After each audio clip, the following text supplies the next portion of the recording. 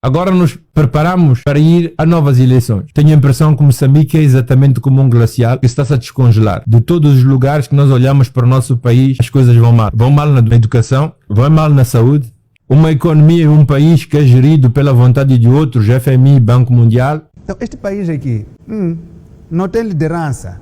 Alguém que nos vai levar, nos mostrar o caminho de onde é que nós vamos. Teve liderança no passado com o presidente Samora. Concordemos, discordemos das coisas que ele tenha feito, mas ele pegava um povo e o conduzia para uma determinada direção. Mas fomos descendo do nível, sabe? A Frelimo diz que construiu o edifício de primeiro andar, segundo, terceiro, agora o presidente diz que estava a construir o quarto andar. Mas eu acho que é o contrário. Nós começamos do topo, começamos a desmoronar o edifício. Então fomos descendo, agora já estamos entrando no buraco. Então, o presidente Nyusi nos levou para onde? Vamos lá. O que o presidente Nyusi dirigiu esse país para onde? Qual era a agenda dele? Era para produzir comida? Não. Era para fazer o quê mesmo? Tenho a impressão que Moçambique é exatamente como um glacial que está-se a descongelar. De todos os lugares que nós olhamos para o nosso país, as coisas vão mal. Vão mal na educação, vão mal na saúde. Os trabalhadores estão descontentes, os meios de transporte são o que são, as estradas têm buracos, as pontes caem do Rovuma ao Maputo, a pobreza aumenta, pessoas que morrem vítimas de violência, parece que está a ficar na moda que a gente viola meninas e depois acaba matando-as, sobretudo na zona de Inhambane e de Manica. A função pública está descontente, depois de uma vontade do TSU, ou de alegria do TSU, que durou muito pouco tempo, o TSU voltou a ser um problema. Uma economia e um país que é gerido pela vontade de outros, FMI, Banco Mundial. Um país onde a corrupção atinge índices nunca vistos e que leva Moçambique a ser um dos países mais corruptos do mundo. Uma democracia em decadência, um país em guerra. Populações a serem expulsas, níveis económicos catastróficos, pobreza a atingir índices, nem digo alarmantes, um país em falência e um povo na desgraça e na miséria. Somos um glacial que está a descongelar. Quando começamos como país, em 75, tínhamos muitas dificuldades, tínhamos muitos desafios, mas tínhamos uma vontade inabalável de construir este país, transformar a colónia Moçambique de Portugal numa república para moçambicanos, com princípios claros, ligados à unidade, com a ideia de que o trabalho ia nos salvar, com a vontade de vigiarmos dentro e fora contra todos aqueles que podiam perigar a nossa unidade, a nossa autodeterminação, a nossa vontade de desenvolvimento, mas de fazer isto de uma maneira unívoca, juntas, lutando contra todas as formas de discriminações, em termos de raça, em termos de região, em termos de religião, em termos de proveniência e etc. Todos esses valores moçambicanos parecem estarem a descongelar. Toda esta vontade de lutar por nós próprios para construirmos alguma coisa que se pareça com o país, descongelou. Toda a unidade que o país tinha descongelou. Até aqueles que patrioticamente estavam na origem do nascimento deste país e que constituíam seu principal orgulho, traíram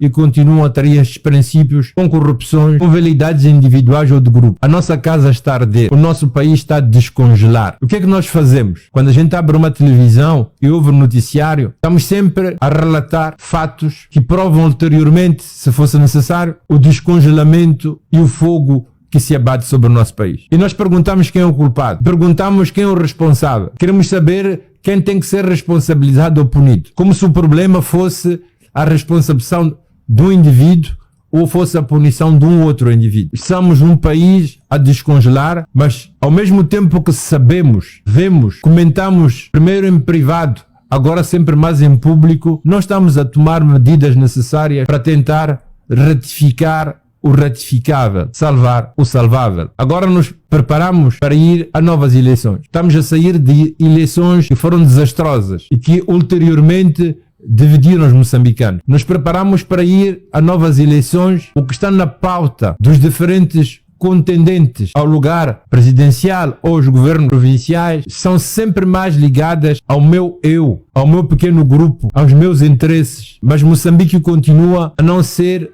o primeiro e o mais importante elemento na pauta das nossas políticas. É com grande angústia que eu vejo o meu país a descongelar, a nossa casa a arder. É com grande angústia que eu vejo as pessoas mais brilhantes, mais formadas, mais capacitadas a utilizarem a inteligência que têm para tirar proveito desta situação morosa e desastre em que nos encontramos. É com grande angústia e desespero que vejo forças que se organizam para tirar melhor proveito da pobreza da maioria, para se enriquecerem de maneira fragmentada e fraccionária. E nem que para fazer isso tenham que se aliar a grupos, a países, a multinacionais que perigam ulteriormente e empobrecem ulteriormente a vida de Moçambique, do seu povo e de seus habitantes. Moçambique está mal. Não há na nossa história recente, mesmo nos momentos mais complicados, o momento da independência, com um número elevadíssimo de pessoas que não tinham o mínimo de formação, com os bancos, o Banco de Moçambique a ficar vazio, porque aquilo foi tirado pelos portugueses, com a fuga em massa de portugueses de Moçambique, no início da guerra de 10 anos, de 16 anos. Mesmo nesses momentos mais desastrosos da nossa história, nunca estivemos num perigo maior de fragmentação, de perda de soberania,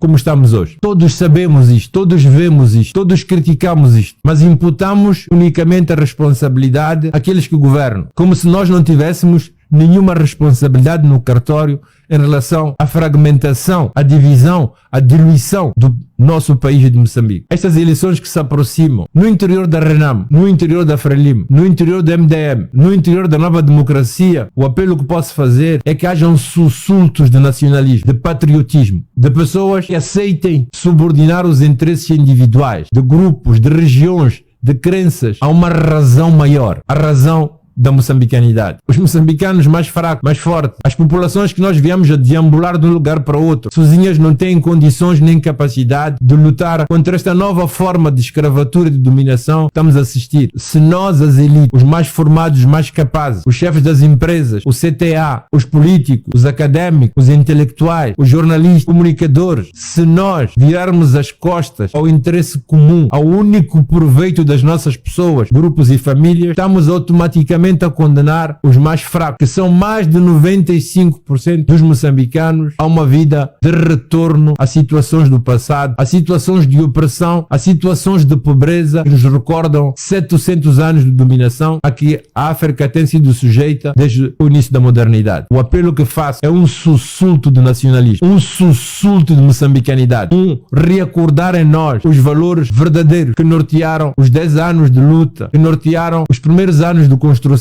e que fizeram de Moçambique um país que, não obstante a pobreza, não obstante as dificuldades, é junto ir construindo alguma coisa diferente e de diverso, de abrir espaço para que todos os moçambicanos fossem parte integrante deste processo ou de um processo coletivo. Moçambique, um glacial a descongelar. Ou, se quisermos, é uma casa em fogo a arder. Não temos tempo. Cada dia que passa joga contra nós. Cada dia que passa a nossa dependência aumenta. A ingerência dos outros na nossa economia aumenta. Os níveis de corrupção se abatem com mais força sobre nós. As guerras aumentam. A violência aumenta contra meninas, mulheres violadas e mortas, como temos assistido na televisão todos os dias. Mais de 90% das pessoas não têm uma refeição correta por dia. Um sussulto de patriotismo, um sussulto de moçambicanidade devia nos levar não a privilegiar quem vai governar, quem vai ter o poder, que família vai subir, que etnia vai estar em cima, que tribo vai governar. Um sussulto de moçambicanidade devia nos levar a pensar o que é que temos que fazer juntos para que a próxima governação seja mais orientada em prol da restauração, de reconstrução, de solidificação do espaço moçambicano e que possa reabrir espaço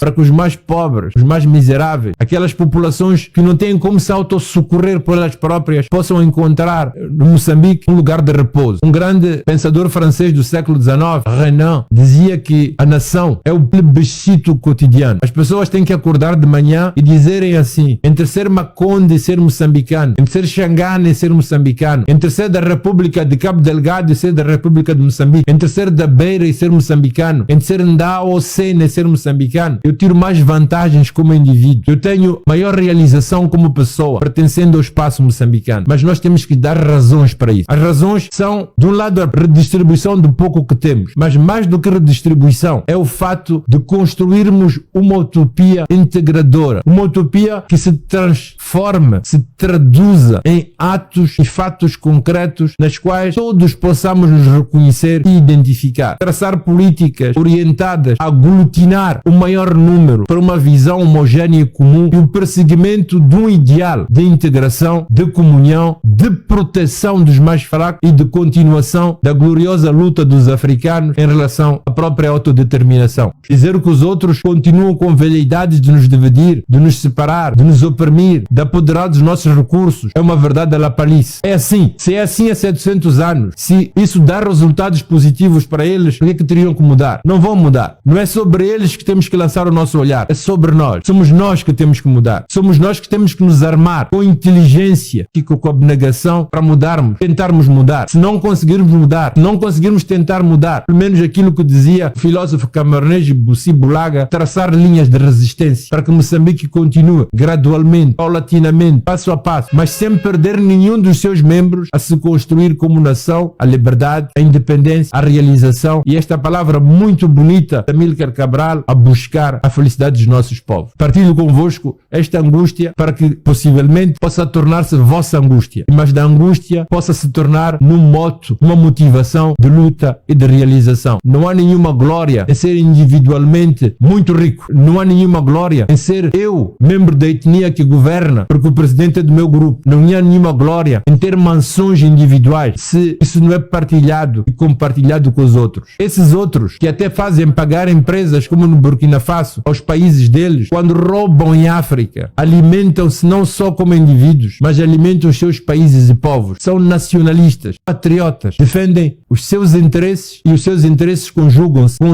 os interesses das suas nações e dos seus povos. Aprendamos esta lição. Aprendamos a lutar por nós, com a ideia clara de que nós não existimos separados dos nossos pais, nossos irmãos e nossas famílias. De facto nacionalistas. E o nosso nacionalismo não é simplesmente para termos uma bandeira e um nacional. É uma porção da luta dos povos africanos para manter viva a chama pela busca contínua da liberdade. E a liberdade hoje não é uma liberdade meramente política, é uma liberdade essencialmente econômica. E cito Samora Machel, não há liberdade econômica sem uma conjugação de forças, sem objetivos claros traçados, sem grupos, elites, pessoas que sobreponham o bem comum por cima dos seus interesses e suas verdades individuais. Deixo esta mensagem com muita angústia, com muito sofrimento, que é o sofrimento daquelas pessoas que estão a marchar de Cabo Delgado 60, 70, 80 km para chegar a Nampula, onde lhes espera uma nova vaga de sofrimento por falta de alimentação, de acolhimento e etc. Esses são nós, esses são parte de nós. Se nós esquecermos que esses moçambicanos que sofrem são uma parte integrante de nós e nós deles, então perdemos de vista o que é essencial, o que está na gênese da construção da moçambicanidade e que pode permitir que Moçambique continue em frente. Obrigado a todos, espero que façam vossa esta angústia e que juntos possamos transformar as angústias numa vontade ulterior de luta abnegada pela preservação do bem mais importante que temos, que são as nossas liberdades e as nossas vidas. Obrigado a todos.